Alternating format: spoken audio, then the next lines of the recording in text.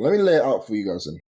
For the ones who really think that they've not been listened to, and for the ones who are just a bit clueless or all.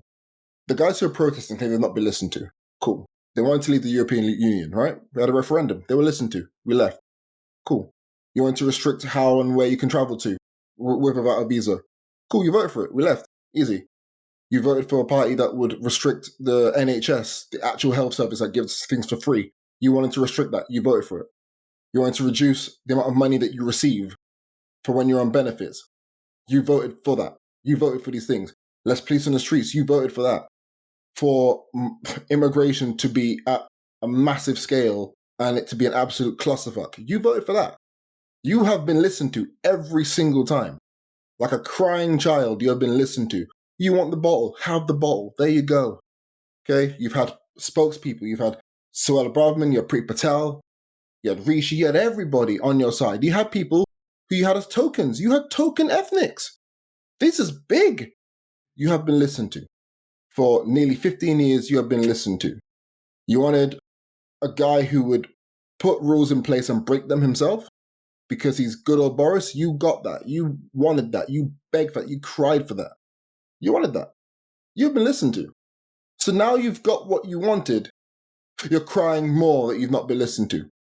Now, the issue with all of this comes down to this. No one actually knows what you want, but also people are not really willing to care anymore. Mm-hmm. Because you can't articulate anything you want. You can't. Clearly, you can't. Like, there's no actual thing you want other than to see people who don't look like you. And that is what I find hilarious, because I look at myself and I look at the common white British man, and I don't see a difference in Britishness, for example. I don't. Never actually will. Because why? Guess what? I'm from a Commonwealth country. There's one country that cannot complain about being taken over by anything, and that is the United Kingdom. Like, how are we hearing, I can't say the P word, I probably could, but PAKI, telling them to go home. But you were there in the first place. Like, how are you telling, how are you beating up a black person for being in the country when they were born in the same city as you? But also, to make things worse, where they're from, there's a good chance that, I don't know, the United Kingdom were there too. You boast about having an empire, but then you cry about the effects of having an empire.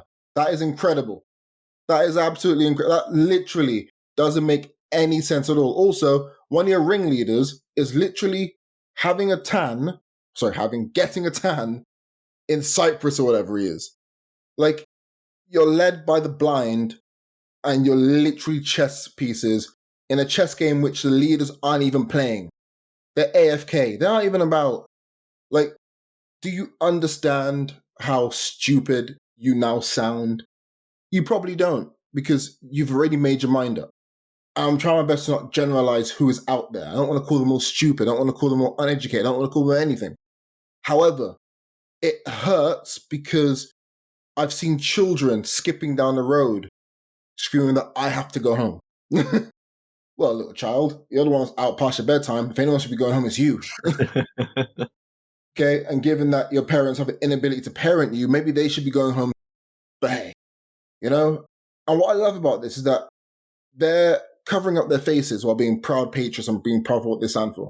Great, that's all good. If you're proud for what you stand for, you want to make your messages heard, take off the mask. Like, take off the masks. It's the only thing I disagree with that as well. I know that like the counter protests that I'm like a part of or adjacent to, they're saying, mask up, guys, you have to mask up. No, why? Why?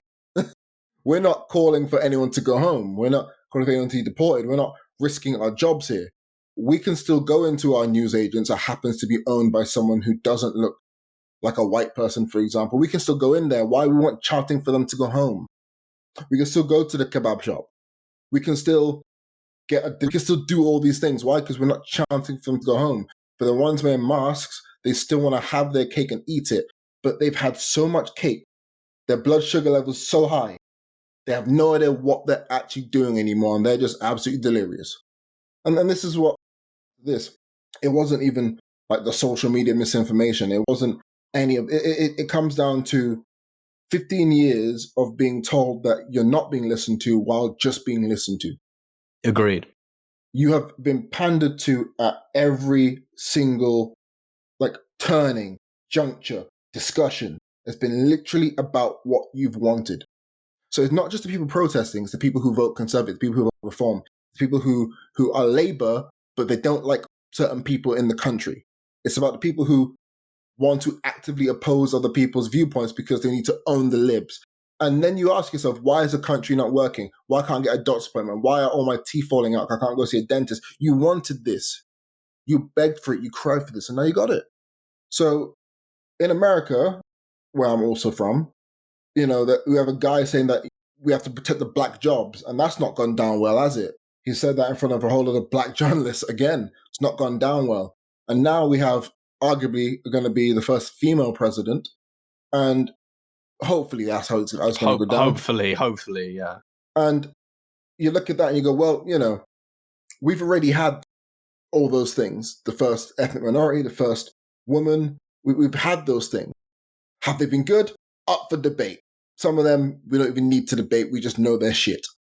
However, I look at America and I go, they're so far backwards. They're so far backwards. And then I remember what I always say. The UK tries its best to be the US's little brother.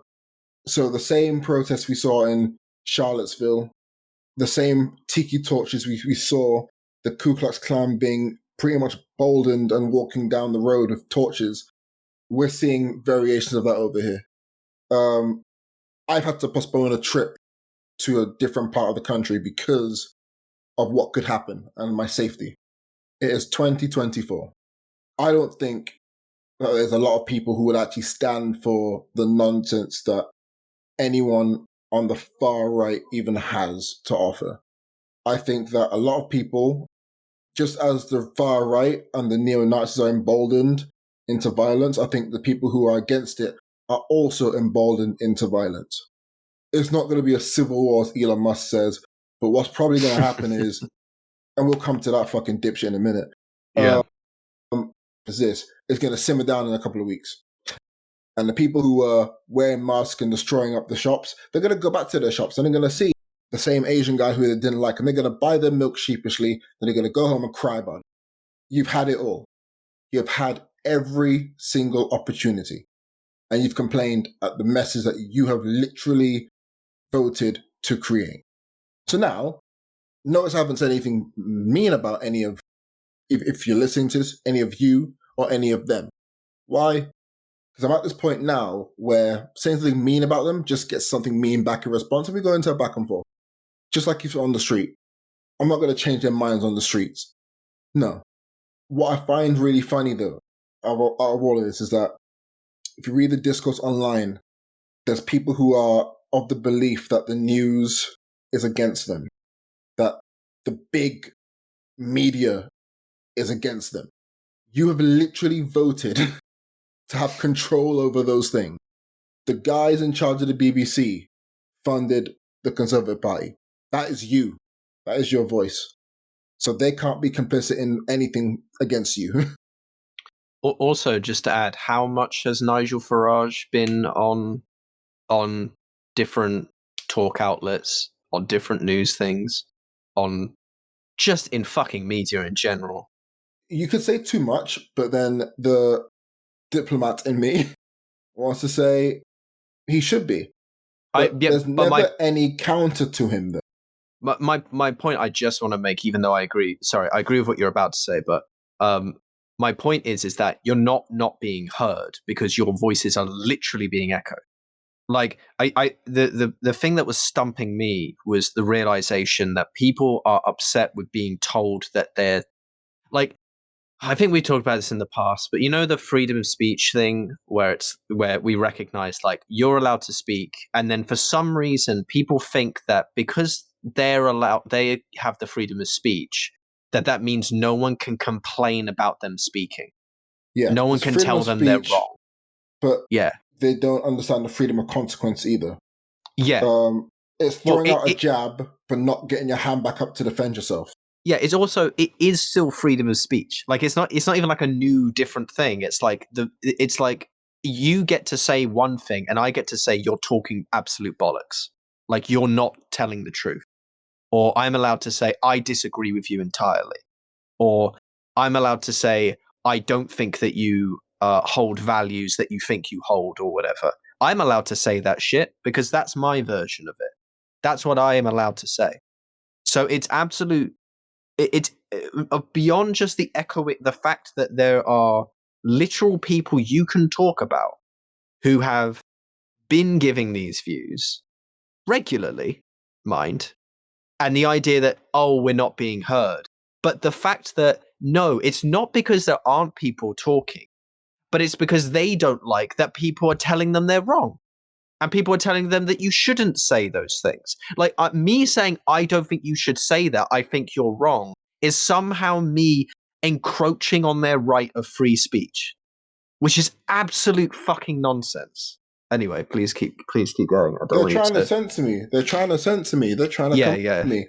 Oh no. Oh no. Like, I hate it when comedians in America come, or like Graham Linehan, and they're like, oh, I'm being cancelled. You're still on a social media platform. You're still talking. You still do shows. You still write and produce things. Nobody wants to work with you because you're a cunt. Yes. You've not been cancelled. You've not been cancelled. But what seems to happen with these guys is this. They complain about these problems. And they then deal with the outcome of being listened to. And they can't actually handle it. Like, it's like, part of me thinks, oh, we shouldn't let them vote. But I realize that's a terrible whole thing, and a whole can of worms there as well. But then, let them vote. They voted. Their team didn't win again. Maybe they are being listened to, but there's just not enough of them for people to actually listen anymore. Because what's happened is, people have looked at this and gone, wait a second, Conservatives haven't been doing anything good for us. We need to vote these guys out. I like what Labour's doing. I like what the Green Party's doing. I like what Reformers doing. I like what the Lib Dems are doing. And they've divested into different political parties. So it's not just one far-right party now. There is two. And what I'm hoping from the political side of all this is that the Conservative Party actually, I don't mind if Reform becomes the main far-right party. Let them. Because then they're all in one place. I hope that the Conservative Party, though, reverts back to being the normal right-wing party it should be. Because now you can't discuss anything with a Conservative. Because all they are is talking points and slogans. And that's the only thing that I've actually looked at and I've gone, throughout history, you could actually have a conversation with a Conservative and it could go half well. Mm-hmm. Now, we're at a point where they just wave flags and cry. Like, what's the point? I mentioned that I have a Conservative friend a few episodes back. Yeah, she's fully now not voting for them. I think she said Lib Dems. Who knows? Well, a lot of Conservatives voted Lib Dems. So I'm not shocked. Yeah, so like done a full shift as well. Just down to things like this. Like, I think the message was, I can't stand for this anymore. Simple as. Because, again, what is your end goal here? You want to get rid of all immigrants. Okay, cool. How? Including yourself, most likely? Yeah. Like, if I were to do the Thanos snap and only get rid of immigrants, tell you right now, man, half of the people in the Southport are gone.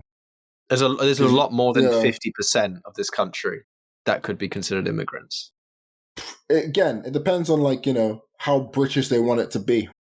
Because they want it to be a snap and get rid of anyone who, if this isn't British, right? I mean, having a British passport, for example. Cool. You're aware that Stephen Yaxley Lennon, a.k.a. Tommy Robinson, has an Irish passport. He's gone. So you are literally bidding and doing the bidding of frauds, which means that you yourself is a fraud. So then, when you get home, because I feel like this will probably end up reaching the far right, but when you get home and you take your mask off and you sit in your DFS sofa and you hang your Union Jack flag up and it falls down again, and you hang up and it falls down again, you hang up and it falls down again, because even that doesn't want to stand for you anymore. By the way, it won't be a Union Jack.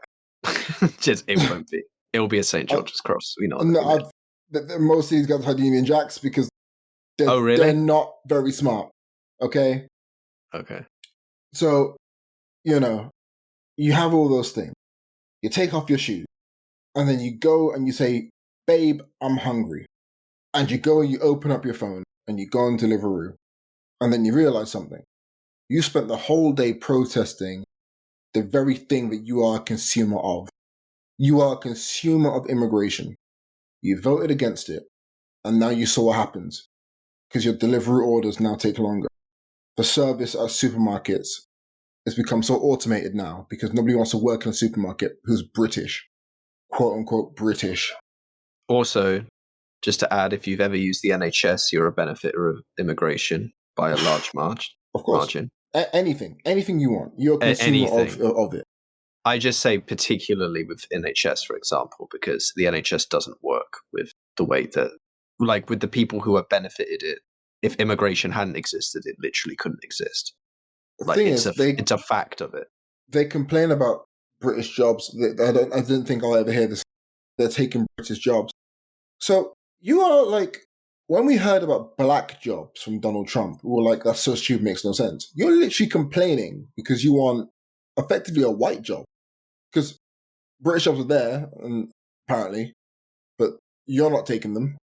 Like, cool. What's a British job then? Give me a description. Tell me what a British job is. And they can't do it. Do you want to work as a bin man? Because guess what? I've seen a lot of British people work as bin men. They're not, cool. Do you want to be a GP? Oh, wait, you can't. You can't because you spent all your time fighting an invisible boogeyman that isn't hurting you, and you ain't even qualified to be a doctor, but you want to be the British jobs, Yeah, my mum's granddad was a dustman, Yeah, like with a horse and cart back then. But yeah, like you want to be British so badly, but you don't actually know what it means. You have no culture, you have no identity apart from whatever figures and icons you look up to for guidance and direction. As I said before, the figures of guidance and the icons of structure don't care for you. I haven't seen Lawrence Fox out parading himself. I haven't seen Tommy Robinson. I haven't seen any of these people. I've seen the crazy ones. Credit to them. The neo-Nazi guy showed up in force. He can at least, stand on business. Credit to you, neo-Nazi guy. You stood on business. Great. Cool.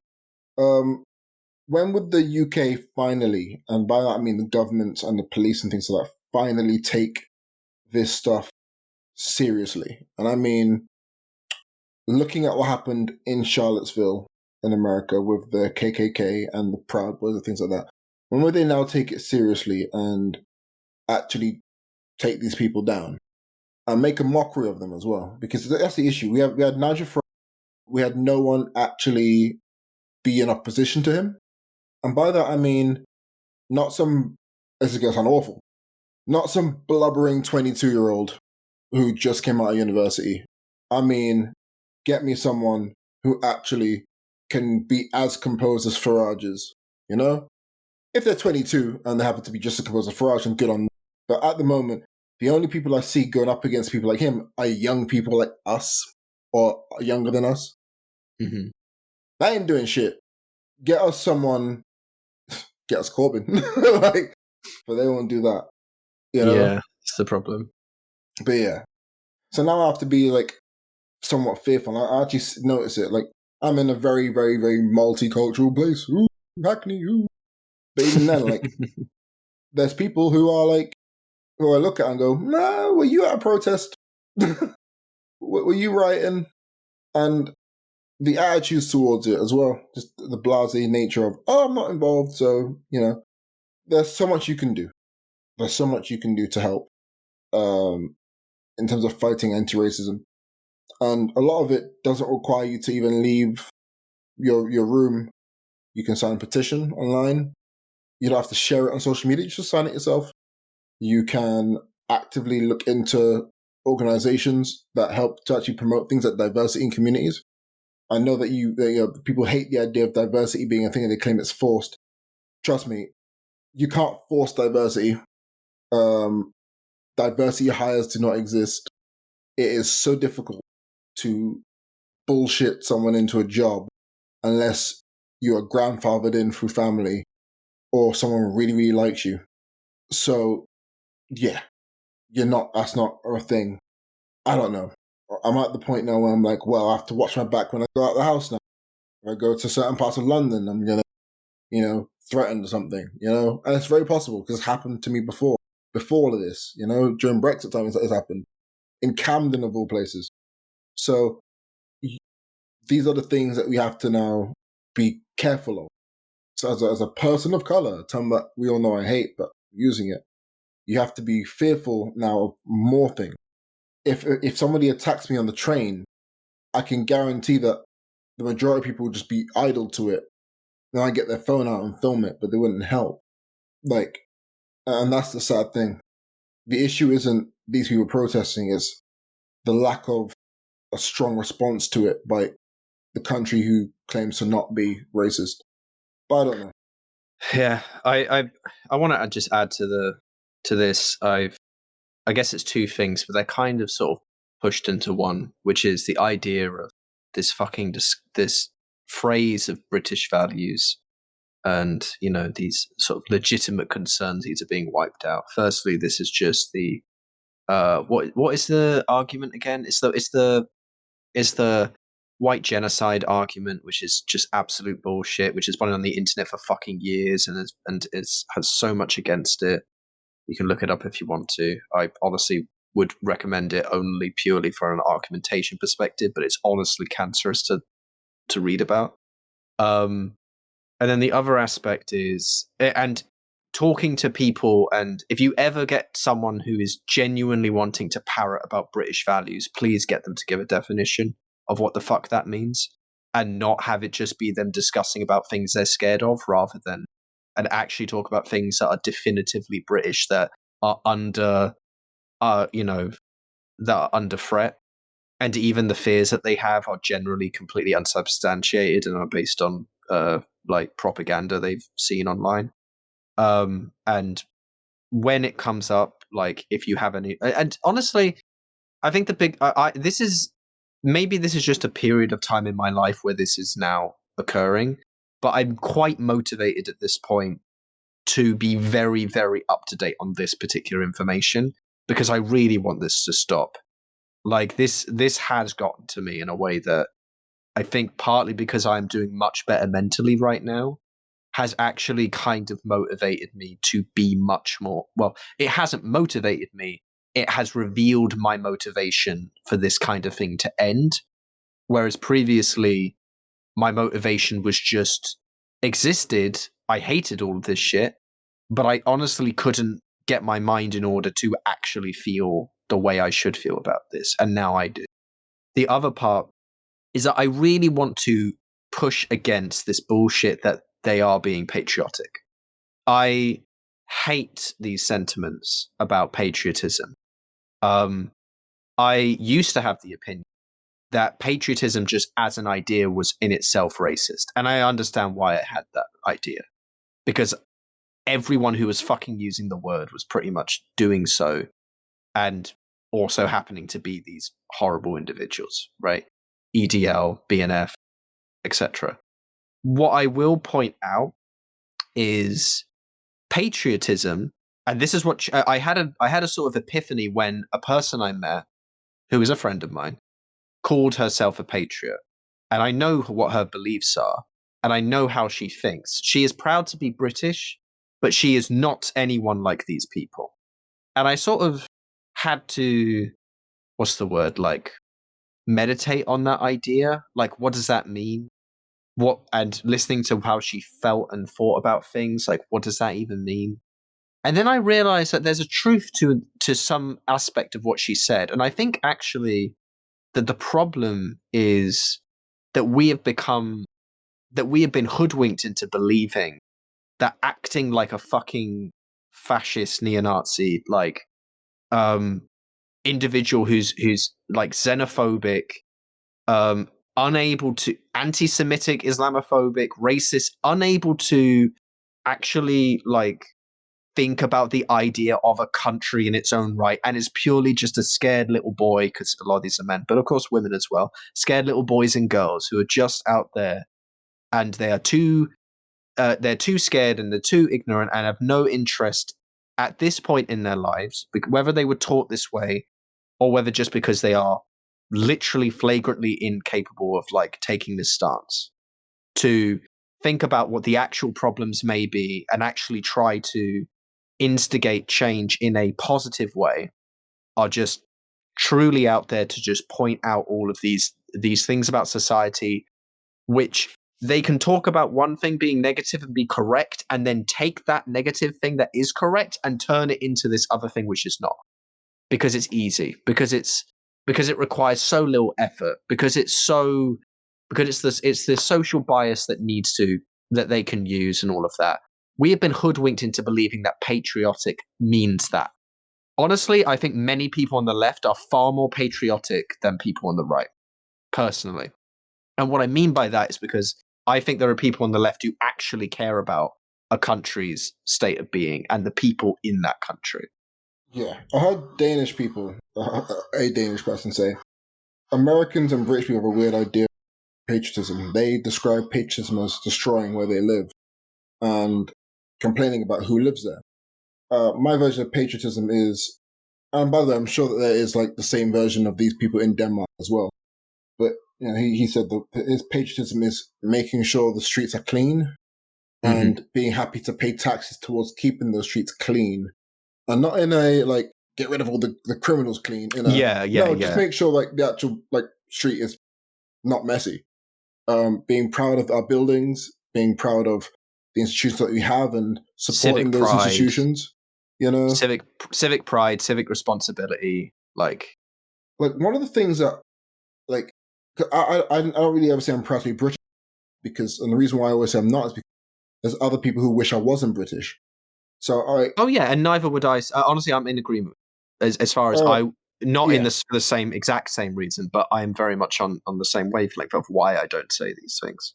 So it's like, it's not because of the view it could give off. Like, oh, he says he's a patriot, like part of that group of people. No, it's because I legitimately can't be proud to be something that people don't want me to be a part of. Like, if I say I'm proud to be an Arsenal fan, sure, because there's people who would rather I wasn't an Arsenal fan, but they're not going to cause a stink up about it. Instead, they're just going to grill me when we lose. You know, all my friends are Tottenham fans. When we lose, they grill me for it, but they don't beg me to become Tottenham fans, do they? No. Nor do they wish that I was never an Arsenal fan. They don't care. But the difference between that and, because that's the thing, they view this as like a football team style thing as well, which is even scarier. They have like a scoring system. Like, they feel like they're playing for a team. Guys, none of you are Kevin De Bruyne, and this isn't Man City. You guys suck. Like, there's nothing good about you in this mode, in this realm, in this situation that you're in. So, like, the idea of being a patriot, what are you proud of? Because you just destroyed the things, and you're destroying the things in which you should be happy to have.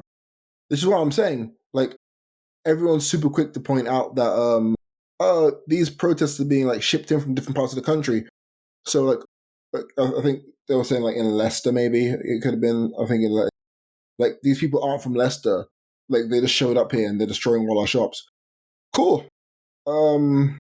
What now then? Because in my eyes, I don't want to say you guys should be outside those shops and putting up an armed guard, but I'm sure there's a lot you could do to help the people in Leicester who are your neighbours, who aren't white, well, pretty much who aren't British even. A lot better than just sitting there going, it's not us. I'm tired of having to give everyone the answers. Same with other ethnic minorities and people who aren't British.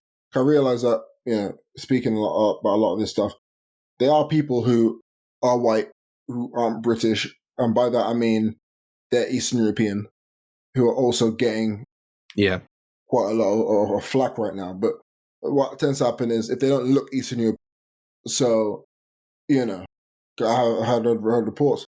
But, you know, I think it's one of those things where you just look at it and you go, well, you don't really know what to expect now because the amount of arrests should be in the thousands.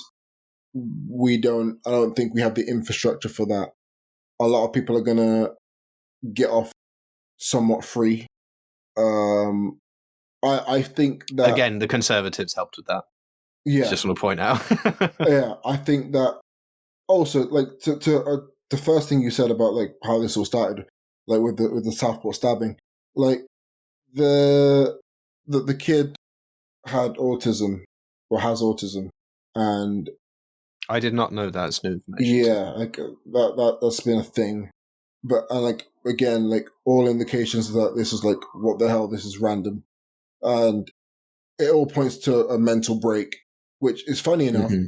If it was a white kid that did it, everyone would be like, "Oh, it was a sad thing," as we've seen in America mostly, but also over here, a psychotic episode, like Raoul Moat, for example, a psychotic episode. But that leeway isn't given to us, you know.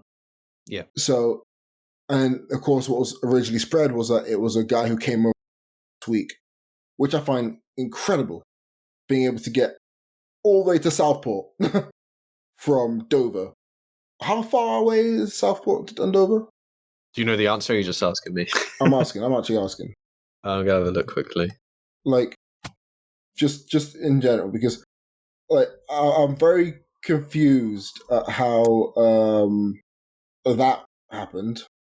It is a 5-hour drive. So yeah. Yeah, Cool. very, very far away is the answer. Cool. How did he get to Southport? You know, first thing. I don't. I was gonna say I don't want to dwell on it for too long. We've dwelled on it for a very long time. I mean, probably could continue if we really wanted to, but let's not. Do you have anything more to add? I have something more refreshing to add, because I do want to say that, like, you know, this had. I don't want to. We did not make this in order to be political specifically. We said that we would talk about politics and stuff. So I want to kind of stress that while this is like, you know, the reason again that I don't care about talking about Trump at this point and everything like that is honestly because it's not relevant to me right now, and because we're not political. This isn't a political show, and we will just be political where it is where it matters to us, especially in relation to our mental health. The fact that I have been focused on this has actually been as a result of both the fact that it has upset me so much, and also because I myself am in a much better place mentally so as to talk about it, and I wanted to mention that to kind of reference the fact that this is a good thing that I am reacting to this. This isn't a bad thing.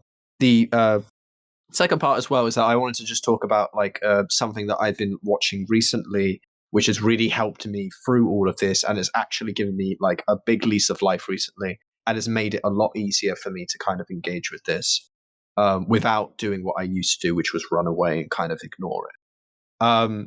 Everyone knows about this channel. Like, I'm sure so many people know about this channel, but I just want people to go back and watch his content again, because I think he might actually be, in my express opinion, one of the greatest content creators on YouTube and possibly on the internet. So who's this again?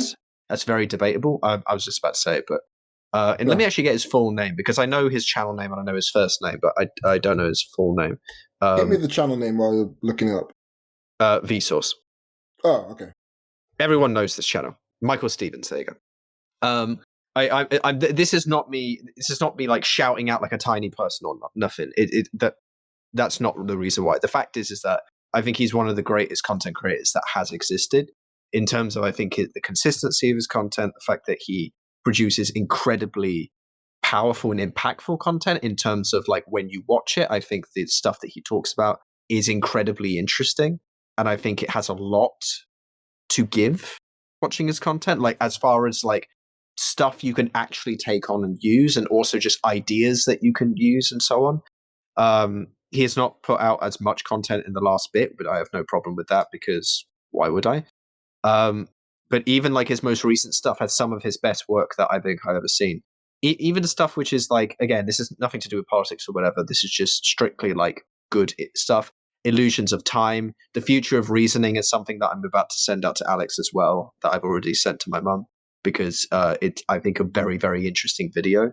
The Future of Reasoning in relation to this particular topic that we've been talking about today is incredibly important, and I wish more people were aware of this. As well as like more fun things like Did People Used to Look Older, which is about and Delusions of Time. Both of them are about like essentially perception and memory. Do Chairs Exist, which is a talk about philosophy and ontology, and also just having people think about the world in a more interesting way, and so many other things. Like lots of his stuff that used to be on premium, or you had to pay for it, is now not. Like Minefield, which is about like psychology experiments and stuff, which I've only just realized is not that you don't have to pay for. Like lots of these episodes I haven't seen, and I realize I should absolutely watch these now, because I completely, utterly didn't realize that they'd stopped being on premium.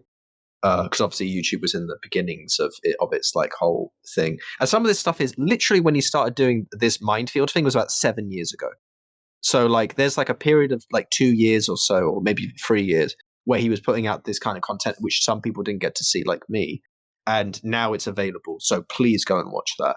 And he is an incredibly good at getting information across, and is incredibly enjoyable to watch. Like ultimately, he is enjoyable to watch, and he has done so much to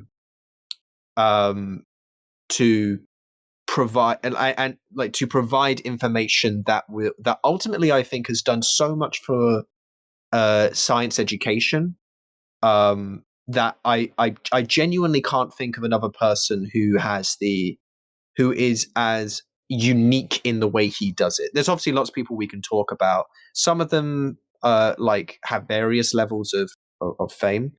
I mean, Neil deGrasse Tyson, for example, is a very good one. You can talk about like Dawkins or whatever. You can talk, you choose whatever one is your preferential one.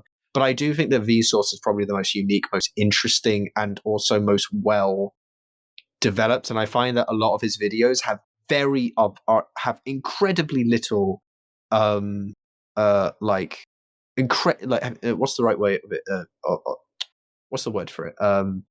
Like there's a lot, like of all of the people, I find that his content seems to have the least amount of issue. Like people have the least amount of issues with, in terms of in terms of both how he chooses to phrase things, where he is not being overly one side or another in terms of talking about certain conversations in order to make sure that it gets to a lot of people really well. So I think he's incredibly good at communicating on that front.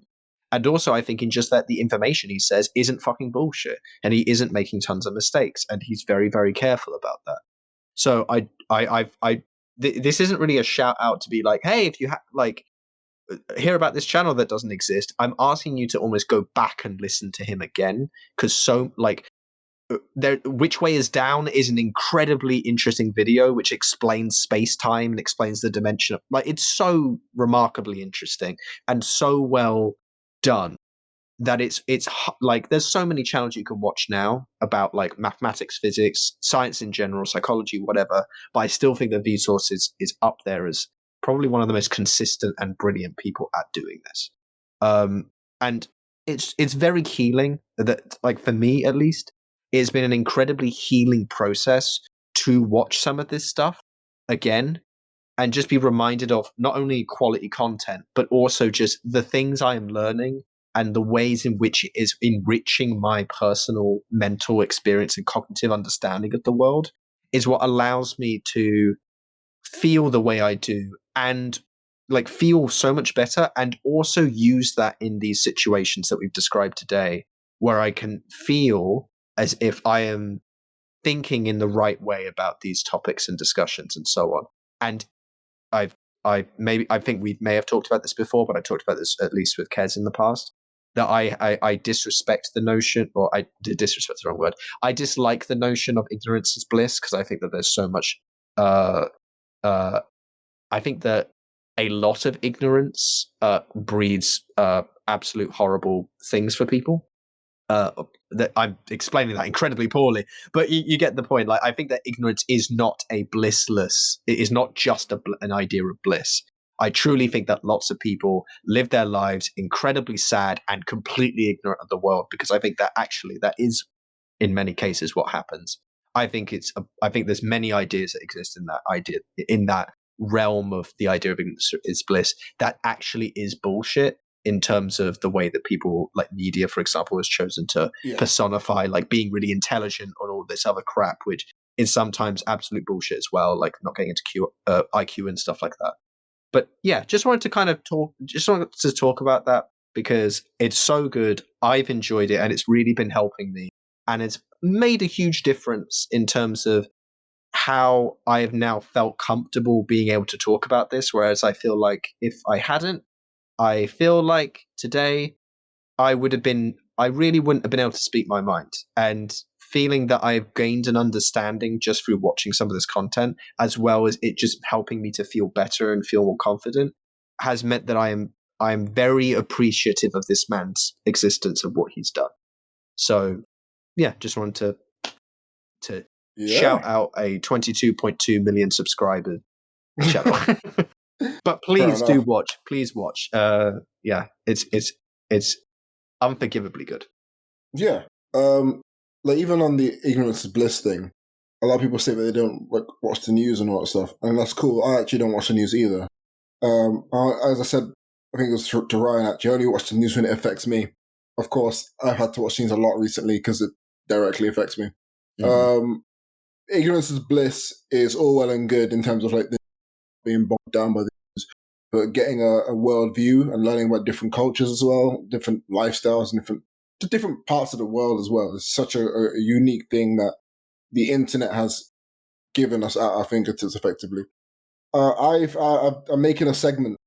Yeah, I meant to bring up in like the worst segue possible, but no, this is a good segue. Alex Cooper's rogue listen of the Wizard don't really align with anything that I've actually like said before, or who people may think I am, or people who know me personally think I am. I listen to them and I enjoy them, or I find something useful in them. So this is my rogue listen of the week. I am a big fan of and this is people are going to typecast me already. The Rest is Politics is a really good podcast. I enjoy it with former MPs, Alistair Campbell and Rory Stewart. Alistair Campbell's former Labour guy. Rory Stewart's a former Conservative guy. Voting records aside, just as people, you kind of really wish that Rory Stewart actually did win Tory leadership, because it would have been a lot better than the state of the government now. So with that being said, they have a second podcast called Lead, former world leaders or business people, things like that. Really well done, really like professionally like orchestrated. Can you repeat that title again for me, please? Leading. Okay. Yeah. And they had Nick Clegg on for part 1 and part 2. So yeah, I know, right? So it was like a 3-hour conversation in total, maybe not even. Honestly, Nick Clegg reminds me of if you took our good friend Joe here, you gave him some cocaine, and you told him you can do whatever you want, buddy. like it's just he's a guy who just went, I can do it, and did not realistically plan for anything he was trying to do. And you kind of just see how he explains things and how they all went wrong, and how the part 2 especially, the first best 5 minutes I've ever listened to on a podcast, because it's literally just like the show's supposed to be this nice, really composed, like laid back, just discussion on how like, oh yeah, like swap with the coalition and all that stuff, Nick Clegg, like work with David Cameron. And the first 5 minutes he has a full-on mental breakdown in the least like legitimate way. And he just describes how like step by step nothing went right and he hated it about being the deputy prime minister. And it was just like 5 minutes of no one interrupting him. Alistair said nothing, Rory said nothing. And he just like went into how he became a smoker, how he started kickboxing. And I was like, damn, don't want to be a politician now. Like, never did, but Jesus. So I think it's a good listen, part 1 and part 2. But if you really don't want to listen to anything political, just listen to the first 5 minutes of part 2. For it's an insight into how like ludicrous and how naive, especially the whole parliamentary system is. So they Rory and Nick and Alice as well, all three of them are like, yeah, we were pretty naive entering politics at this level. Like, which is also a pretty sad thing of the idea that they can create change. And the idea that like what they see should be done just doesn't get done, and the frustration that lies with him being a member of parliament. And similar to like how Joe was saying earlier about just learning different things, and ignorance isn't a blissful thing. I do feel like learning about people who don't always agree with you entirely is a really important thing to do. Part of the reason why this episode was fairly well mannered in its delivery, I would say, is because I know people who either got indoctrinated into the far right, were indoctrinated into the far right, or are adjacent to it, and I've heard them speak about it to my face from a fairly young age, because Hackney being multicultural, but also even now, like working in Calais, meeting police officers who like, hated me and threatened to tase me, and then heard my accent and went, "Oh, we can talk." Like, you understand. And I think the best way to beat any sort of prejudice, fascism, anything like that is to understand why it exists in the first place. And not in a, oh, it exists because of this capitalist thing from here. No, no, no. On the ground, why it exists. Like, why do they feel like they have to be this way? Oh, social media. No, no, no, no, no. No. Because social media also says that if you want to make a pie, thanks to Google AI, if you want to make a pie, you can put 2 quarts of bleach in it. But they're not listening to that, are they? So you have to understand why they're susceptible to these things. And the only way you can really get that is by actually speaking to and experiencing these things, which is why I feel like a lot of people who are my skin color, my age, they've seen it now. And a way that we can now understand, especially grow up in Hackney, because how different it is, how diverse it is, they understand, oh, they're like this because of this. And you no longer become viscerally angry with them. You become quite pitiful. And you become quite, I don't want to say empathetic to it, but you become quite, I don't know what the right word is, but you no longer feel like they are actually in control of what they're thinking. And you go, oh, I know how this happened. And you can just go, do you know what? I can't save everybody. I probably can't save them there. Because it's super easy to say, you're a racist, you're a dick, you're this, that. But what are we actually doing now long term to eradicate this stuff? And the only way we can really eradicate it from like the people who are our age and younger, I mean like literal teenagers, is by countering what they hear in their houses. Like, being a racist didn't start last week. It's been around before social media, well before social media, well before newspapers. It's been around forever. So forget social media. How do we actually just counter the ideas of racism that are just in society and ingrained in society? So yeah, listening to people is good.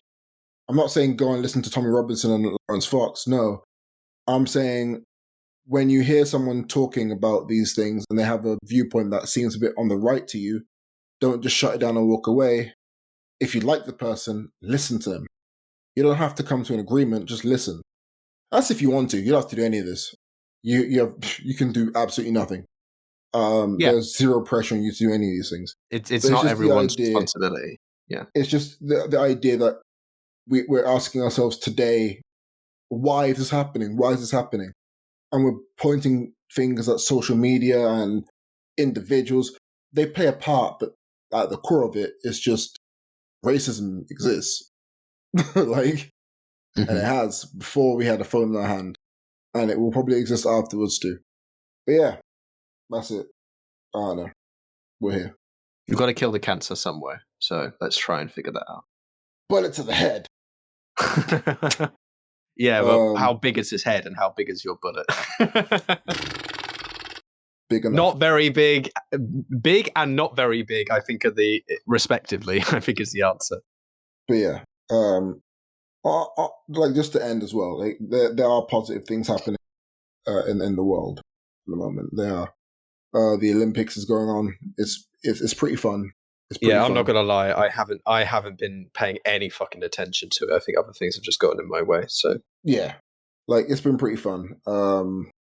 The general good vibes that is just the football transfer window has been pretty fun as well. They're things that you can dive yourself in.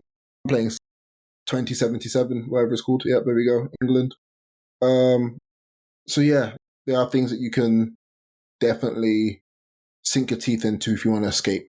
That's that. that's that. this is So a we are this is a long one, but we're making up for it. so we are gonna take it's damn near 2 hours. Great. We're gonna take 2 steps to the rear and get out of here. We're in the wind. See ya. Love you all. Fucking hell, 2 hours.